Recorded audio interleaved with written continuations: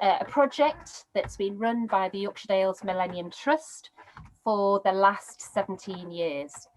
YDMT, Yorkshire Dales Millennium Trust, is a small charity doing big things in the Dales. Based in Clapham, we run lots and lots of different projects. We're quite well known for our woodland work, planting, I think we've done 1 million trees, if not more than that by now. We do work on the Long Preston wetlands. We've got both the Haytime and Beeline projects, Flowers of the Dales, and we've got lots of other projects as well going on. The work People in the Dales began back, well, way before 2005, but the start of it began because there was a recognition that within the countryside, the people who visit the countryside are generally people of white middle-class background. And as national parks, it was recognised that the national parks and the countryside is there for everybody. So how can we encourage people that are so far underrepresented in the Dales? How can we encourage people to get into the countryside? And there was a government white paper in July 2005, which is this one, What About Us? Diversity Review. And in that, it was seen that there were various groups of people that didn't tend to visit the countryside. And so there were various pots of money, various initiatives that were set out there for encouraging people from underrepresented groups to get out in the countryside. YDMT was incredibly fortunate to get some funding, and that funding enabled us to have our first project that I was involved in and employed to work on, called the Learning in Limestone Country Project. And we were funded by the lottery to run a 3, which became a 4-year project, to bring diverse groups into the countryside. And I show you that hill of Ingleborough and the limestone, the limestone pavement there. And our dear friend Dave Taylor, no talk about People in the Dales and my work could ever happen without allusions to Dave Taylor, who was the brainchild and one of our dear friends who sadly passed away a few years ago. But Dave's still with us in the fantastic work that has been happening ever since. So that project went on for 3, nearly 4 years, and then was followed by another project called People in the Dales. And that was launched in 2009 with funding from Natural England, and was a fantastic partnership between the organisations you see there: Yorkshire Dales Millennium Trust, Natural England, Field Studies Council, City of Bradford, Metropolitan District, and the Yorkshire Dales National Park Authority. And then the next project was Stories in Stone, which we've just coming to the end of, and the outreach work in there called Ingleborough for All. But in all those projects, the idea was to encourage people from diverse backgrounds to come out into the Dales. And all I can say is I've had 17 years of terrific fun and enjoyment, getting to know new people, organising activities, welcoming people into the fantastic Yorkshire Dales. And we've done lots and lots of events. We've had over 10,000 people who've so far participated in hundreds of different events and different ways of doing things. We've also worked with people who have mental health and physical disabilities, and we've done a variety of activities for them, including, this was my colleague Gail Smith, including dry stone walling for people in wheelchairs. But we've had lots of fun as well working with people from inner city communities who might otherwise not get involved. But what have we done? Well, we've done a whole range of activities. Anything that you can think of, we've done it. And we've even done caving. So the real Malloy going down a pothole cave, which is the centre one. We've done arts and crafts. We've done conservation work. We've done walking. We've done residentials, making bird boxes, kites, you name it. Whatever we could think of, we have tried to offer that to our participants. But walking is one of the main activities, and a day trip to Malham Cove is an absolute must for most groups. We found that Malham was a great first stop for any groups that were coming out into the Dales. It's spectacular, it's close to the city, and it's just an awe-inspiring place to be. And as well, because I live there, it just means there's always a cup of coffee or a cup of tea in the back garden on the way back from a trip. So it's been fantastic to be able to invite people literally home to enjoy where I live as well. But I have to say, and this is the one I have missed so much over the last year, the events that I've thoroughly enjoyed have been the lambing events. Thanks to Rodney Beresford, who's there on the bottom right-hand corner, a farmer who farms up at Ribblehead. We've had about 1,000 people have participated in one of his days lambing. And we've done it for 15 years. I apologise because we couldn't do it last year. And each year we'll have first 2, then 4, then 6. And in the latter years, we've had 8 or 9 days where we've gone lambing. We meet Rodney in a field somewhere, which is always a bit scary because you never quite know if you're going to find him. Everybody gets kitted up in our fantastic Malantan equipment, and off we go.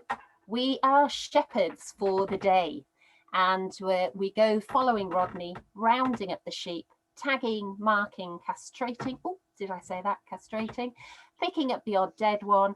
But whatever he needs doing, it's a very hands-on experience, and it's been phenomenal. And one day we had a certain Charles Dotu, and Charles was connected to the refugee group over in Darwin, and he came out lambing with us. So Charles, do you want to tell us about your experience out lambing? Well, this is really getting seriously emotional when I saw that picture. Um, yes, I remember that day. It's an experience. It's something you cannot explain. It's something you cannot put words together to express yourself correctly. I'll try to say how I felt that day. I have not been doing my job for some time because of the situation in which I was. And then suddenly I have to help. And it's like I was doing my job in another way. It's not only symbolic, but it went around the whole country. And uh, people heard about that story, and it's really touching. And for me, it gave me hope. And I had friends who were there. Uh, Everyone was there. I didn't even know that it was happening. And it just happened as if I was in the theater helping someone to give birth. And that's what I did as a specialty. So not only it helped me to remember, but it stays something that marked me forever. And I'm in love with that place, actually. And I want to do more for people. I want to contribute in the future. That's what it means to me. And I also want to tell you thank you from the bottom of my heart because what happened there is so special, is so different, is so unique. It's just one of those that things that you cannot explain.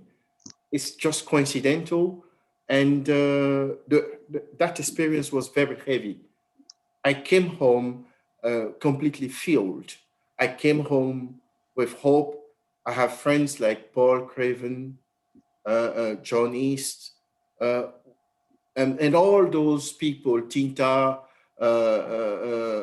Mr. Aftab, all those people who were around me, they were showing me love. And ultimately, what I want to say is, Judy, what you're doing, uh, you are sowing a seed for the next generation in the UK because we will keep on talking about you. We will never stop talking about you for what you have done. So that day, I help with what I call lambing. It's like I was really doing my job. That's what it meant to me. It meant to me. But and then I was speechless, and I say, how come this happened? How could this happen? And I was asking myself several questions. This went on to be even published, advertised, and then I went on BBC4. It's just to tell you how far this went. The whole country, they heard about that story. It went on BBC4, and lo and behold, it was seen as a symbolic a token to many people, many refugees, and I'm happy that it touched many people in this country. So I received several letters from people from different horizons thanking me. It's just because of that lambing. It's just because I was holding that tiny newborn in the on the field. Um, it changed my life literally. Thank you, Uh, I Charles. was I was on the verge of being very depressed, but when I left that place, I I was a different person, and I think that many people there were also different because we saying that we can do something. We started doing something though we didn't have much. You can see that the hat I was wearing there was given to me by a friend of mine called Paul. So it's just to tell you that coat that I was wearing was given to me by John. And it's so powerful that you cannot explain it. It's just better to not say anything. The image speaks to on itself. That's all I can say. I'm very emotional. I'm sorry. Thank you, Charles. That's so That's nice. very, And just to very good. reiterate that you are a trained pediatrician. You were a doctor back home, Mhm. and you came to the UK. You weren't allowed to work, and that was when you came out lambing with us. Yeah. Now we are absolutely delighted because the Refugee Council have supported you to go through your upgrade of your medical training, and you're now working as a GP in London. Yeah. Is that right? Yeah, I'm on a training right now. So I'm doing my training because this is a different set of trainings. And I'm trying to contribute yeah, to And the system. I do know that you are on morning worship thought for the day. Yeah. I heard that. I think somebody else spotted that, and it was very interesting and absolutely lovely to hear you talking about the lambing. You know, when you were, I think it was St. Martin's in the Fields where the service was taking place, and you were part. Yeah, absolutely. Charles, thank you as ever. It's absolutely lovely to see you, and thank you for Thank you. sharing that Thank with you us. so That much. was Thank you, Charles. lovely. Okay, we'll move on. So John East, who runs the DARE group where Charles is involved, says that, you know, a day in the country, in the Yorkshire Dales, is worth hours and hours of counselling. That basically getting out in the countryside is good for us, good for our well-being, good for our mental health. And there's another friend who said that she had to go to court, and the court that she was going to was to decide whether or not she was allowed to stay in the UK. It was a horrendous experience. She was absolutely terrified about what the court case would be like, how she would cope with it. And she said to me, she said, "Do you know what I did? I put myself in the Yorkshire Dales. I remembered the Yorkshire Dales. I hung on to the Yorkshire Dales, and that was what got me through the court case." And as we heard from Charles, we know that the countryside is good for people, and it always helps people, sometimes in their darkest moments. So thank you, Charles. Thank you. Charles. I show you this slide because it's the Hoffman Kiln, and many people who live in the Yorkshire Dales have not been to the Hoffman Kiln. It's between Stainforth and Langcliffe. It's one of a kind in this country. It's an absolute historic monument, and I know there's going to be some work done on it, but it's fascinating. And I took a group of gentlemen from the Sangat Centre in Keighley. These are the gentlemen. And one of them, who was in his 70s, went inside and he just went, I worked in one of these. I worked in one of these kilns when I was a young lad back in Pakistan. And it brought back huge memories of his life back in Pakistan. And he says, I can't believe this. I can't believe that I live 45 minutes away from here and I've never actually been to this place before. So not only is it good for our well-being, but it also brings memories, it connects us, it gives us a purpose and a belonging as well. We've done lots of fun things. So we've been willow weaving, literally get willow and weave it together with Settler Resource Centre, our dear friends there. Sadly, the centre is no longer open, so we can't work with them anymore. But we had many, many years of happy memories working with the guys at Duke Street. But then one day, David Johnson, who's a well-known archaeologist in this area, said to me, do you reckon some of the guys you work with, or women, would be interested in taking part in an archaeological dig? I went, you bet. And I think the whole reason was that one of the people that we'd taken out from Dare was the curator of the museum in Addis Ababa, and obviously really interested in archaeology and history. So never to miss an opportunity, we jumped at the chance, and we have Tinta with us, who came out on some of the archaeological digs that we've organised. We've organised 3 now. And Tinta, do you want to tell us about your experience on the archaeology dig in Malham, which is the one you came on? Hello, everyone. My name is Tinta. I'm originally from Ivory Coast, Côte d'Ivoire. I remember this picture. I think it was Ramadan of 2018, I think. And I was a bit hesitant whether I should go or not because I was fasting. But I say, you know what, I'm not going to fast because I can't miss this. And also, like, so Judy thought that, well, it'd be great for me to come with the other guys, especially Raphael. And I think this is Anani. Mm-hmm. And so we went together and we did the dig together. And obviously it's something really that, so you can't miss. I did not study, I didn't study archaeology, so back home, that's not my subject. But one of the things I studied is history and geography, my favorite subject. And I just happened to find myself in a place alongside a man called Dr. David Johnson. I mean, I thought I was African, but Dr. David Johnson knows Africa better than me, which really shocked me because the man can talk about Africa, so for all day. And I felt like, oh my God, I'm not going back to Blackburn. I'm going to talk to this guy all day. I mean, he's like an encyclopedia, So basically, I really found myself, in a place where I did not expect to be doing some kind of archaeological digging something that, is, as far back, as 1,000 years ago, which is I'm kind of obsessed with history, everywhere I go, I always select to stand in the field and just ask myself, how long this place has been here, what happened here before, the people, what did they do? I mean, I'm obsessed with these kind of things. I don't know why, but the archaeological dig really, it took me back, to the right place. And I really thank Judy for really, I don't know how she does it, but she always finds a way to put people in the right place.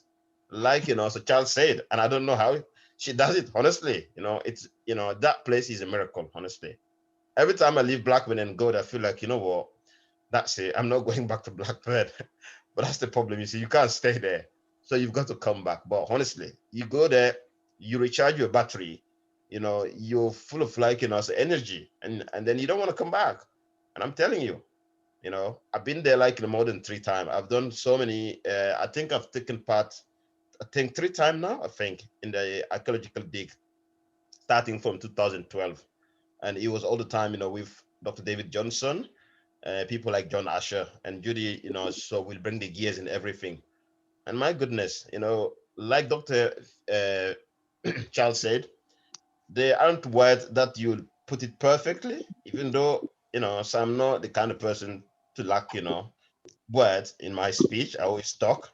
But, Judy, you're doing something, that probably I'm sure you are aware, but, you have no idea how many people you have healed, honestly, including myself. Every time, you feel depressed in this town and you feel like, what, I just want to get out of here. And suddenly, Tony's calling us from Darwin. Let's go, let's go. Where are we going? Yorkshire. Oh, that is the best. Pack my stuff, and I'm going to disappear. And you go in there, you meet all these lovely people, honestly, wonderful people.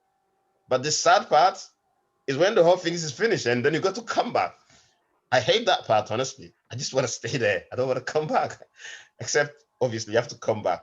And I'm telling you, it's something really that I've enjoyed. You know, the archaeological dig, even though it was a Ramadan, but I'll do it again. Yeah, please, count me in. Every time you do it again, just let me know. I'll come back. Well, we've been asked for the year after this. So next year there's another dig, and we've been asked for that as well. So watch out for it, Tinta. I do think as well that what you didn't say was that you stayed overnight a few nights as part of the dig, and either at the Quaker Meeting House in Settle or the Ayrton Meeting House as well. So that's part of the whole experience, isn't it? Yeah. We did, we did. Thank you, Tinta. Oh, lovely. Lovely to hear you. Lovely to see you, and lovely to hear your experiences. Sure, thank you. So moving on.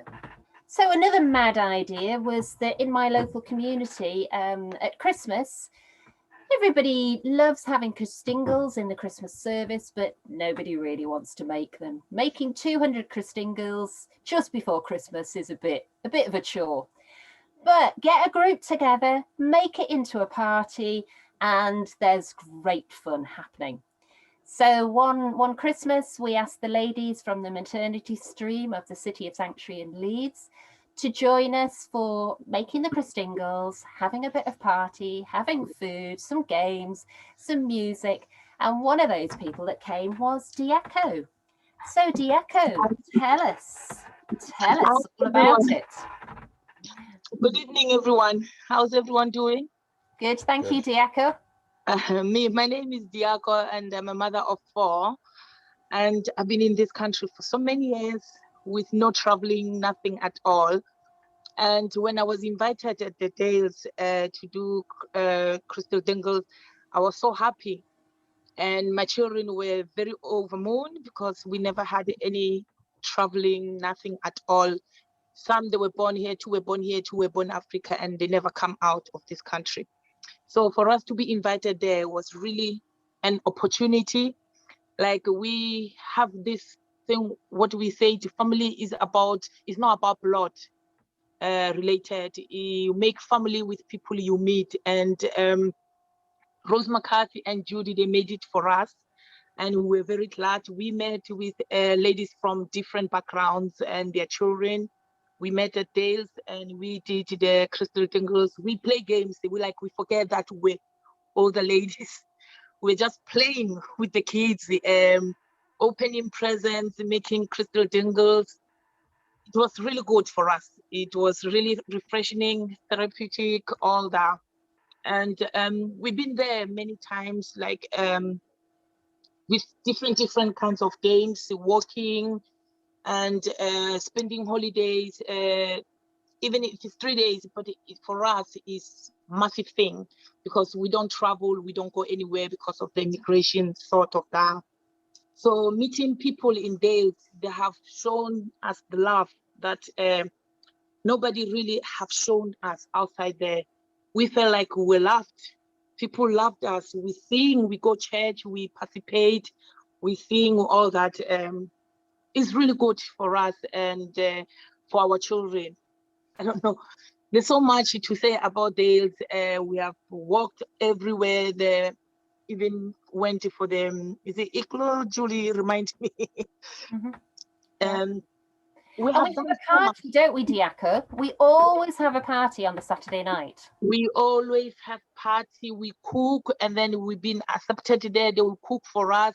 We'll dance. We'll sing. We feel like we are meeting the families we haven't seen in so many years. Like, once we are there, everything is just good for us until we come back to our normal life. We forget ourselves when we are there. We forget everything, like problems we have, everything, and they support us so much. The families that they take us, put us in their house, they don't know us, but they have that heart of taking us to their houses to live with us. Nobody can do that in this nowadays, but they have shown us love. Like, they drag us from the darkness where we are, put us in the light. It's very emotional to talk about what is happening in Dales. He opens the doors that they've been closed for so many years. God knows. And Diaka, can I just say, is it 17 years that you've been in the UK?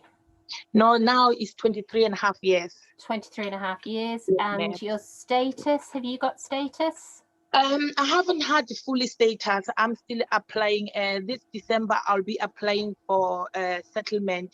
Hopefully, I'll be given, because I'm on 10-year route, which is in 5 years coming. But I've been advised to try settlement because I've been here for more than 20 years.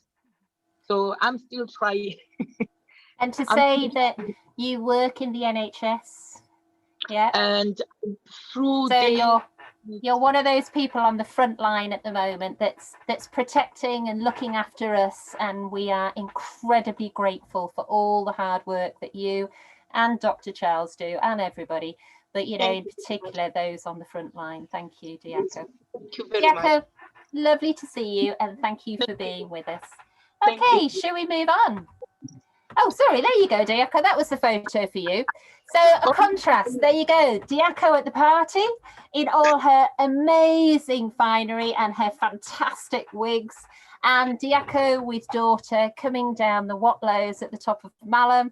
And both times, you know, smiling and laughing and always full of the party and full of the joys of life, Diaka. We have such pleasure having you around. Thank you very much, Judy, for the opportunity you gave me and my family to see what is happening out there, the opportunities that we never had.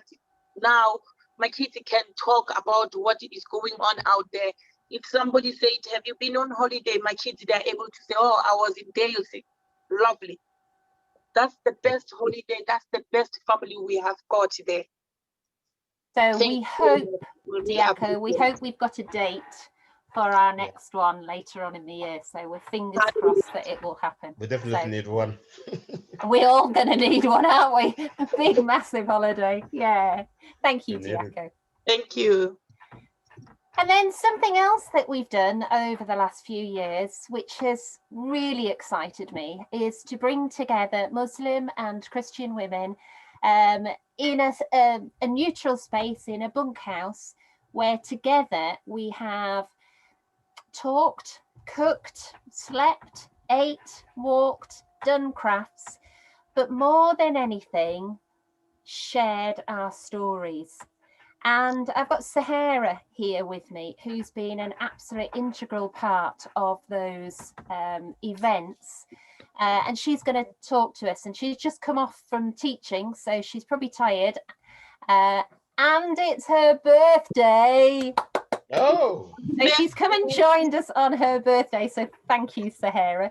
But Sahara, tell us about the Muslim Christian weekends and, you know, what's happened because of that. Yeah. Thanks, Judy. So I'm Sahara, and as you've heard, I'm a teacher, a mother, as so many of us are, and I'm an author as well. So the way I was introduced to the Muslim Christian Weekend was as a guest speaker, as an author. But I went once, and that was it. As the rest of you have said, once you go once, you just keep going back. And ours is a weekend once a year. Where we all get together, do all those activities. And I think it's better to, as a teacher, I'm like this, it's better to show you than to tell you. And this is something, you know, that we made together. And this was originally just a piece of raw wool. And imagine, you know, around 10 Christian women, 10 Muslim women, all different colours, different races, different economic, social backgrounds, different ages, all sat there with a piece of wool and a big needle, killing the wool to death, because that's how you get it like this. And one of the ladies, she was using a blunt needle. So she just kept going and kept going and kept going, and nothing happened. And oh, the laughs that we shared when we finally realised it was because of the blunt needle. She was actually getting quite angry, you know, but in a funny way. So we just laugh a lot during those weekends, as well as enjoying the outdoors and doing various activities and cooking and sleeping together. And of course, we share our faiths as well. And every time we meet, we're always talking about the similarities, not the differences. Yes, we talk of the differences and we learn about them, but we celebrate those differences.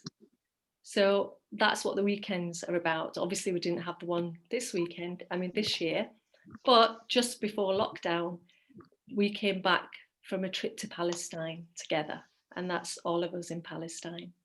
Wow. And that all started because Anne, who's part of the group, her husband works for a charity that takes people to Palestine. He came around, chatted to us, just a general talk about Palestine, but we were all hooked. And then Judy suggested, why don't we organise a trip to Palestine? And we went in February last year, spent 10 days together. It was a religious and political trip. So we met a lot of Palestinians who told us their stories, mainly women, because we were a group of women who wanted to learn about other women. And it was just an incredible journey. I mean, we talk about it now when we get together, and we can't wait because we haven't seen each other since we went. Came back on February 23rd, we came back, and then the whole business happened in March.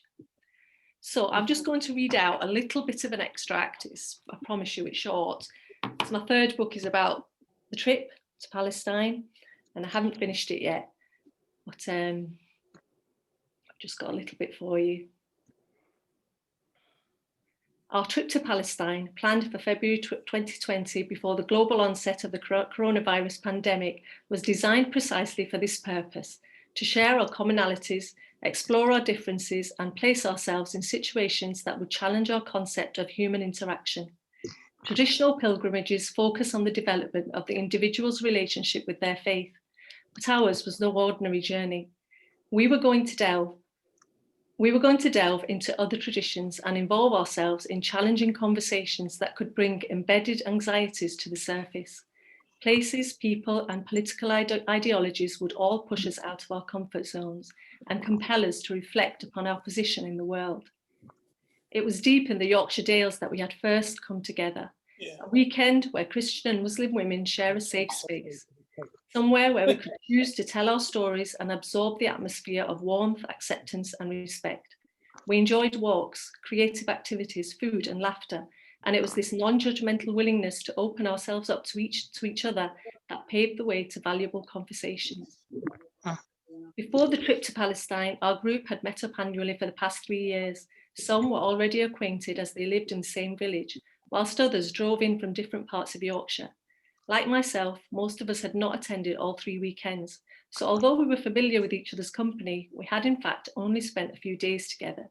Yet here we were, committing to 10 whole days of travelling and exploring a country that would undoubtedly challenge our sense of self. There were 12 of us who finally committed to the trip, 4 Muslims and 8 Christians, ranging from the age of 30 to a magnificent 83. A significant number, but small enough to establish close bonds and intimate interactions. We were a diverse group, not just in religion and race, but also in age, profession, and experience. These differences worked as a strength. It built on our abilities of acceptance and the desire to grow as individuals through exposing ourselves to the unfamiliar, both in the relationships that we were about to strengthen, as well as the moments of overwhelming humility and intense reality that lay ahead. It was just, the amount of people that we met who told us their stories, Palestinians who have been refugees for all their life. We were told that there were people who still had the keys to their original homes that they had to abandon because they were told that there was a war happening, but they were under the impression they were going back in a few weeks.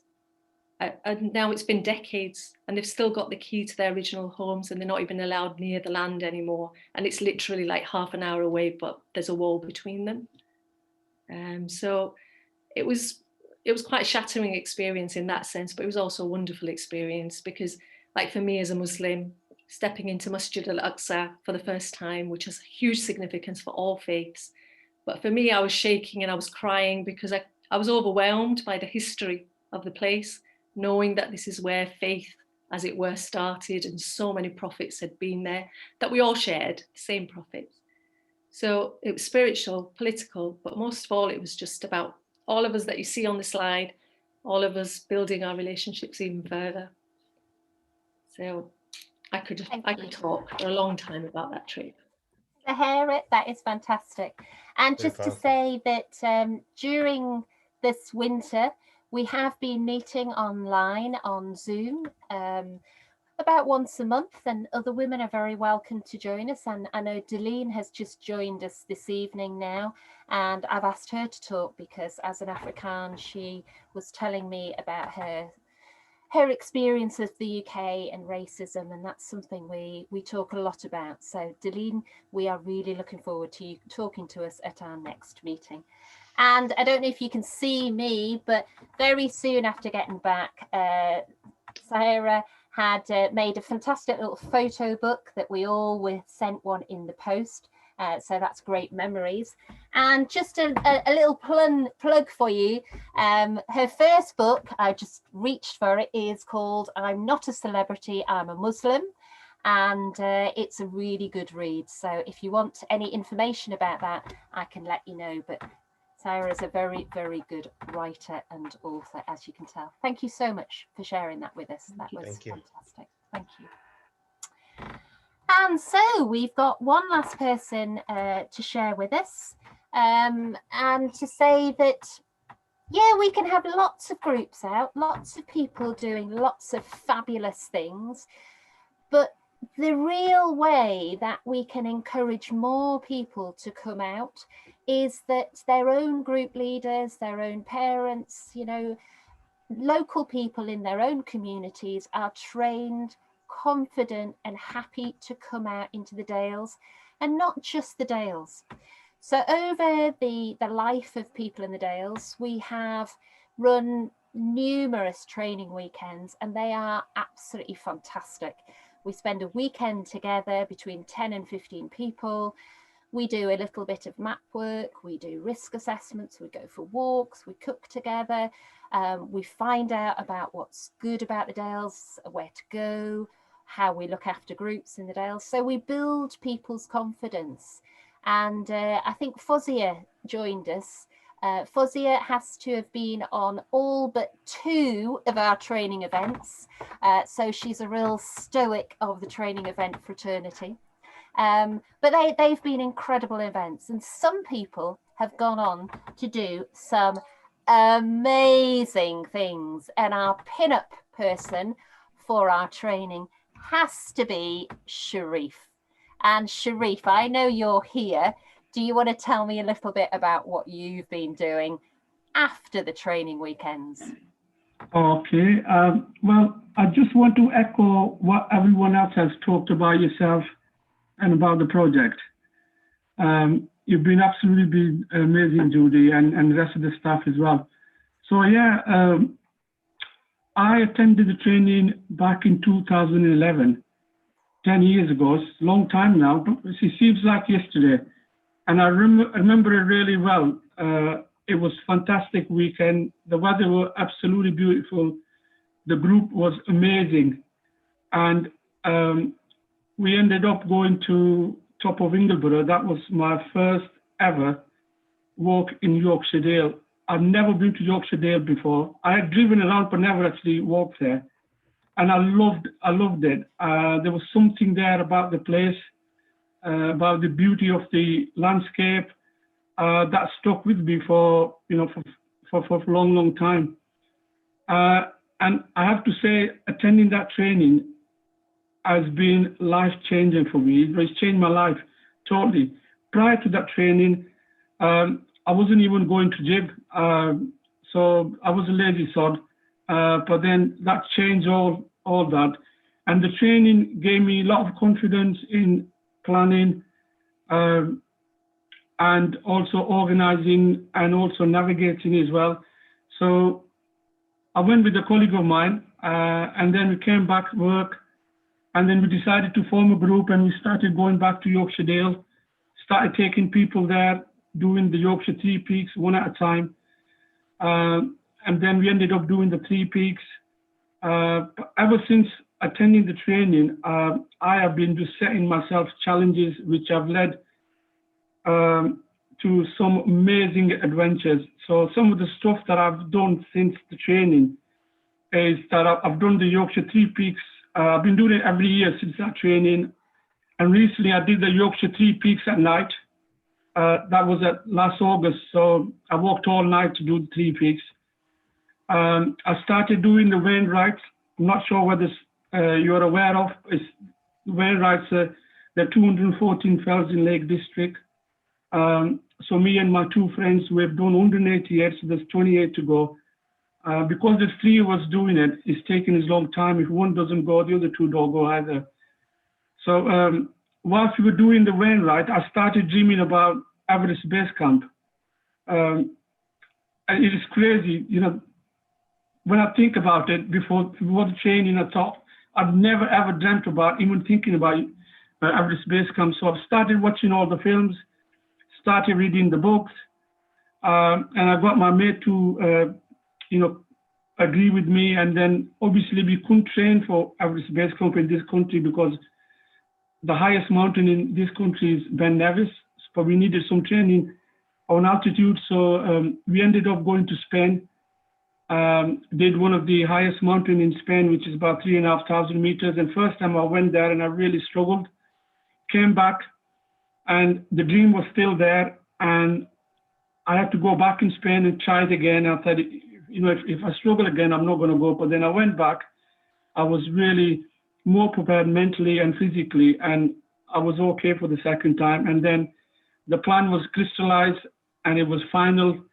And then in 2017, Iki, my friend who's there next to me, we went and then we decided to do the longer route. Normally people fly out to Kathmandu and then from Kathmandu to Lukla, that's where they start the track. But Iki and I decided to start the track place called Salary, which is the old traditional route before Lukla Airport was built. So it's 132 kilometers, just one way. So it took us 11 days just one way. It was absolutely amazing. You know, just standing under the world's tallest mountain was just incredible. So yeah, and then in 2019, we went to Peru and we did the Machu Picchu and the Rainbow Mountain. So yeah, I try to inspire other people because I've benefited. You know, it's really helped me, and it's been absolutely amazing in terms of my mental health and physical health. Anyone can do it. You don't need special skills. Just get a rucksack, your walking boots, switch off your phone, and go to the hills. You can have an amazing adventure. You don't have to have a big walk or spend a lot of money, you know, just Yorkshire Dales. So I encourage everyone to do it. It's just absolutely brilliant. And I often wonder, Judy, if I hadn't gone to that training, would I have done all this? And I don't think so. So it's been absolutely amazing. The whole journey is just incredible. Sharif, thank you very much. Yes, you've actually come back, haven't you, to a subsequent training event, and you've spoken to us. Was it the one, because Tinty, you came to a training event, didn't you? Yes, I came to one and he really did inspire me a lot, honestly. He did, yeah. So it was where Sharif came and spoke to, you know, the new training lot. So that was really good. It was me and another man from Blackburn. If you remember Najib, you know, me and Najib, he inspired us a lot, honestly, he did. Yeah, I remember now, yeah. Thank you, Sharif. Thank you for sharing that with us, because I know you've done that before for us, and you know, you are inspiring. You would have done it anyways. But the thing I love what you say is, you said when you used to see people with a rucksack going walking, you used to say, get a life, what on earth are they doing? And then you ended up doing it yourself, which I think is a complete hoot. But yeah, it's absolutely true. And like I mentioned, I used to drive to Yorkshire Dale with kids, and I used to see people with walking stick and a rucksack, and I thought them, you know, there's something wrong with them, they're mental. But now it's totally opposite. I have to go, otherwise I'll go mentally if I stay in. It's changed so much. Yeah. Thank you. And I think we all need it, particularly now. So, you know, we're looking forward to those days when we can get people out in the hills again. So thank you, Sharif. That was lovely. And so because we've worked with these amazing people, you know, it's all the people that have come on these visits, all the people you've heard today, and many, many more who have catapulted people in the Dales into the limelight. And, you know, the staff at Yorkshire Dales Millennium Trust have been great at supporting, getting the finance, you know, helping with the media, that sort of thing. We've been really, really proud to have won 3 major awards. In 2018, we were given a No to Hate Crime Award. I do have to say that I had a glass of wine, thinking I was sat at a table with all the people that were going for the same award as me, and I thought, no way, people in the Dales isn't going to get this award. You know, great people doing amazing things, and I found that we did get an award, and yeah, I regretted that glass of wine, I have to admit. We also in 2019 won the Year of Green Action Award from the Campaign for National Parks, and Rosie and I both went down to London for that, to receive that. And I'm not sure if you can see because my screen is hiding, but Carl Liss we met down there, and Carl Liss is was one of the trustees at Yorkshire Dales Millennium Trust. But I think the award I am most proud of, it might have just been hidden off your screen, but it was the Project of Sanctuary Award from the Maternity Stream and the City of Sanctuary group, because they nominated people in the Dales as a project that helps people to find a welcome, a safety, a place away from home that gives them a feeling of belonging and welcome. So that for me, local, but that was the greatest award to achieve. So that was really fantastic. But what have we been doing through COVID? So it's been a tough year for everybody. There's a lot of things we haven't been able to do, and I so miss lambing, walking, taking people on the dig, you know, getting people out and about. I miss meeting people in the groups. That is the thing I miss the most. But we've tried wherever possible to keep in touch with our groups. We've organised singing sessions, we've had Zoom sessions, we've done Zoom demonstrations. We've tried our best, and we've produced, I think we're up to 12,000 activity packs, such as the one on the screen, which have been anything from crafts to planting to making, things that we know can go particularly to our refugee friends who are isolated and lonely and bored and locked in. So we hope that in a small way, we've helped people to feel a little bit more connected. And a friend said that she'd given a felting heart to one of her friends whose daughter was going for a scan for cancer. And the friend sat in the hospital waiting for her daughter to have the scan, felting, hopefully she didn't stab her finger, but felting. And she said that that really helped her through that occasion, through that really bad situation. So in our own way, we've tried to do what we can, but we can't wait to get people out. I always put this slide in any show because I want to tell you that we don't always get it right. We sometimes get it wrong.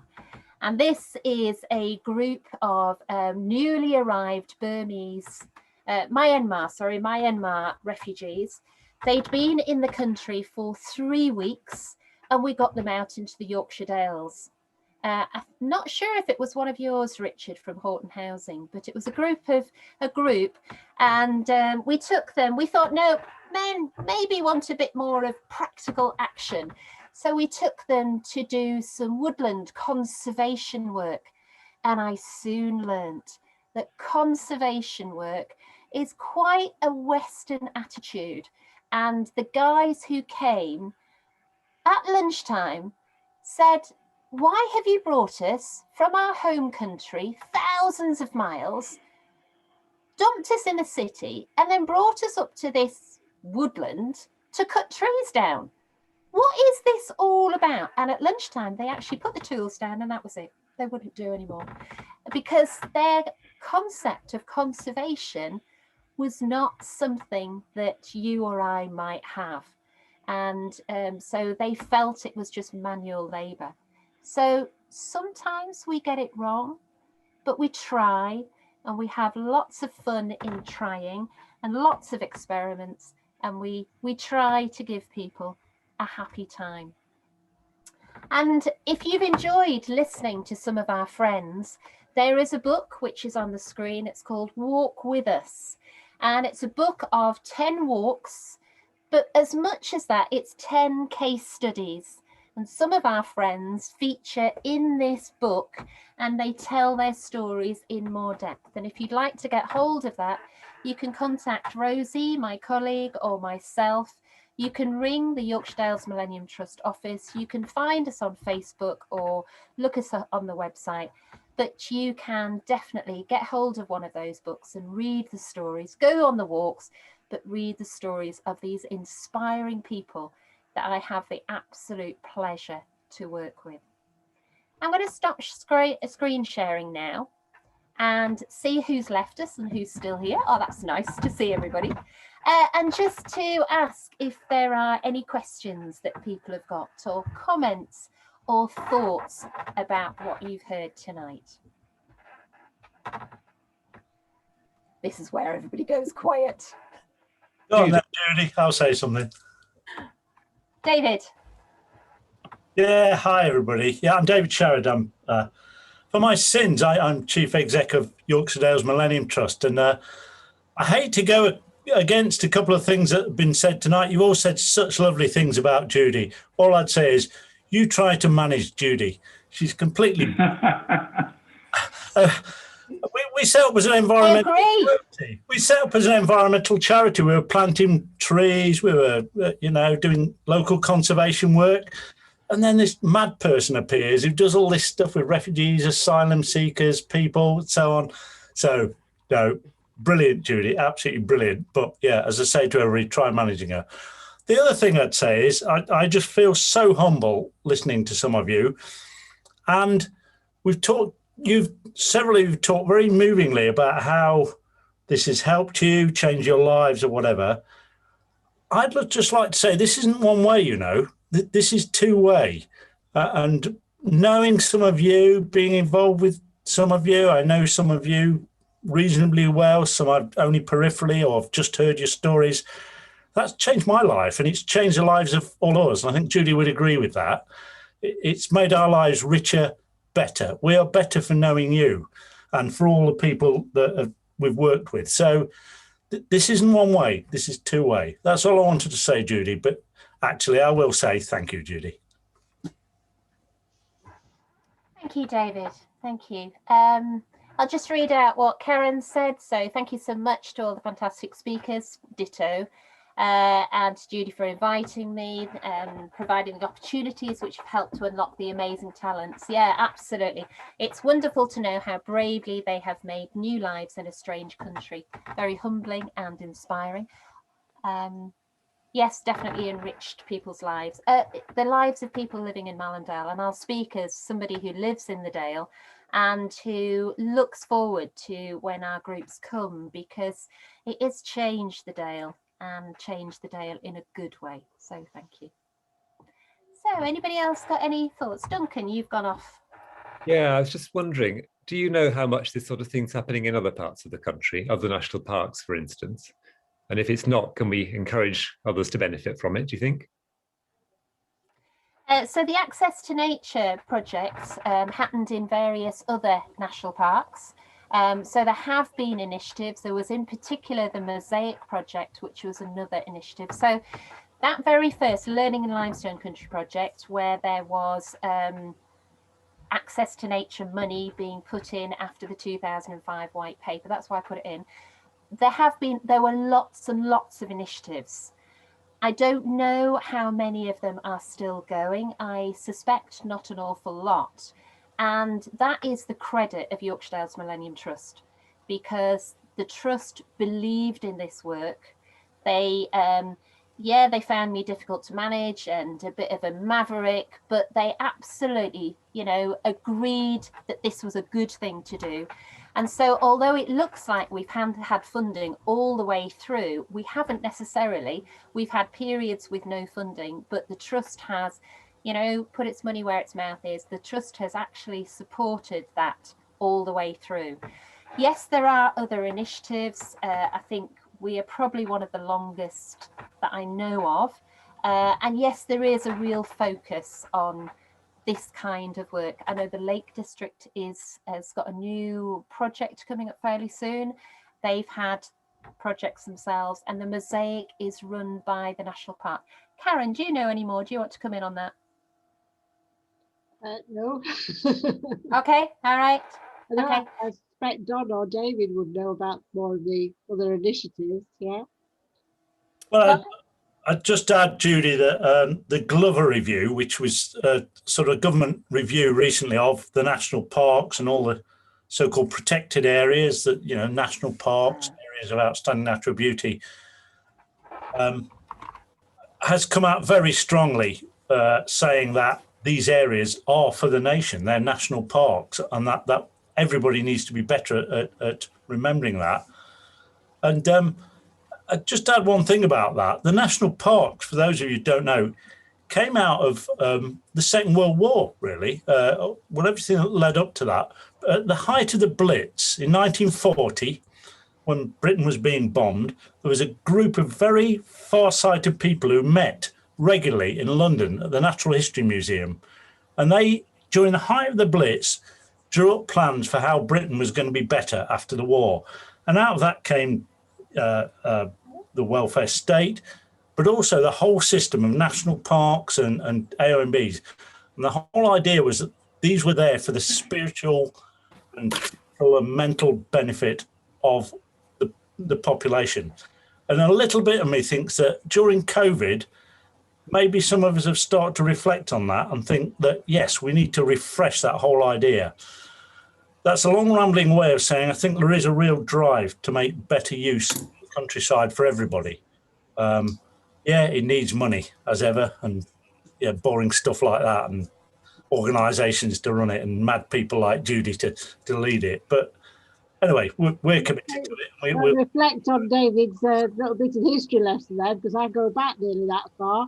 One of the things you said at the beginning was that it seemed to be for middle class people, the Dales, but of course it wasn't. There was a big working class movement who did do rambling and so on, and my father was one of them.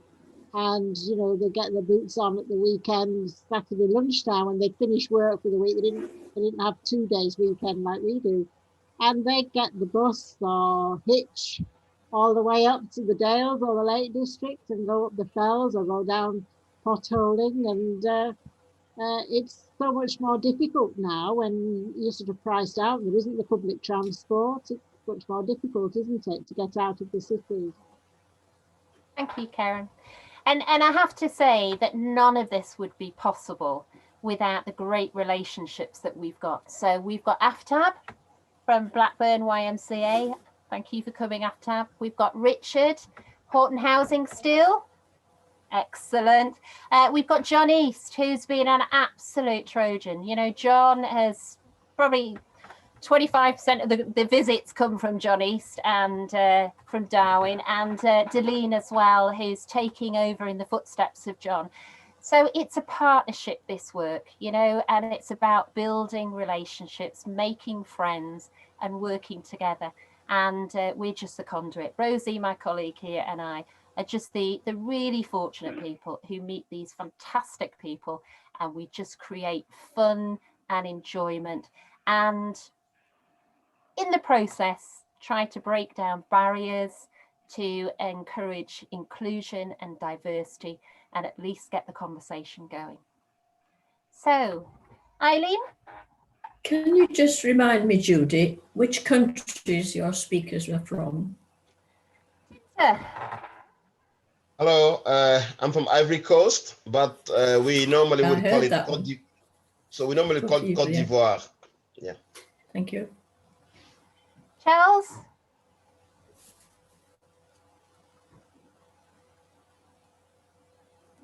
He's muted, I think. Hello, I'm Diaco then. Yeah, I'm back. Sorry, guys. I'm from Senegal. Senegal is the utter western side of Africa, hitting the Atlantic Ocean. Senegal is probably about 3,000 miles to 4,000 miles away from the UK. Thank you. So it's a French colony, just like Ivory Coast has, where Tinta is coming from. My brother Tinta. Yeah. And Dieko. Oh, I'm from South Africa. Which place? I'm place? from Soweto, where Mandela is from. From where? Sorry. Soweto. Which place was it? Soweto. Yes, ma'am. Thank you. And of course, both Sahara and Sharif are from Britain. Yes. Judy, can I just share something? Yes. When I got to base camp, there were hundreds of people there. People from South America, Europe. There were, I think, from Africa as well, and they were all holding their flags and having their photo taken there. So I held Yorkshire flag, and people were coming to me and they said, "Which country is that?"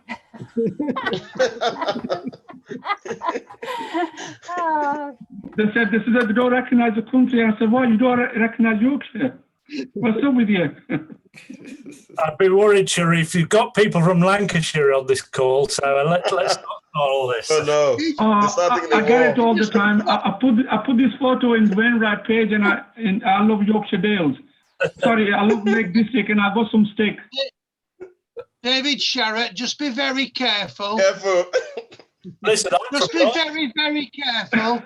The War of Roses. I thought Arlene Rawson said, "Which county are you from?" And I said, "Lancashire."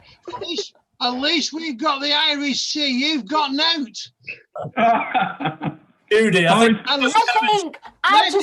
before this dishrevels into the usual party atmosphere that people in the Dales is renowned for, I think I might have to call this quits. But I would just love to give all our speakers a virtual hug and just say I am so looking forward to seeing you all again. I am so sorry that we haven't seen you this year.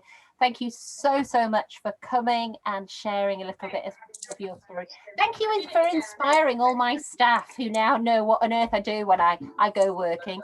But it's lovely to see you. And in particular, Charles, it's absolutely delightful. I haven't seen you for years. So thank you for zooming in. I know. I just want to say thank you to everyone here, because I can see Johnny's, I can see Darlene, Paul Craven, Tinta, Aftab, and all those people we met. I think I met with Sharif. I just want to say thank you, and I want to encourage you. And I want this to continue, because we need to support this. This is a legacy, because we came out of it. Mentally, I was on the verge to do something wrong to myself when I started, because I remember when John asked me, we have something in Dales. I was reluctant. I said, maybe this guy, because I just came to Darwin. I said, this guy, probably he's a spy and he wants to know. But John took me to a place where I came out from my mental illness. I mean, depression, because you are depressed. You are like a child. So I won't say further. Judy, thank you so much. And thank you, everyone. Thank you, all of you. Honestly, it is true. Well, I don't want this to finish, because I just love being in all your company. It feels like I'm out on a group again. But I think for other people who, we ought to call this quits. But thank you all so much. I look forward to seeing you all again. Thank you for inspiring us. Thank you for telling the story of the people in the Dales. And have a good night, and we will see you all soon. Bye-bye. Thank you, everybody. Thank you. Thank you, Judy. Thank you, John. Thank you, everybody.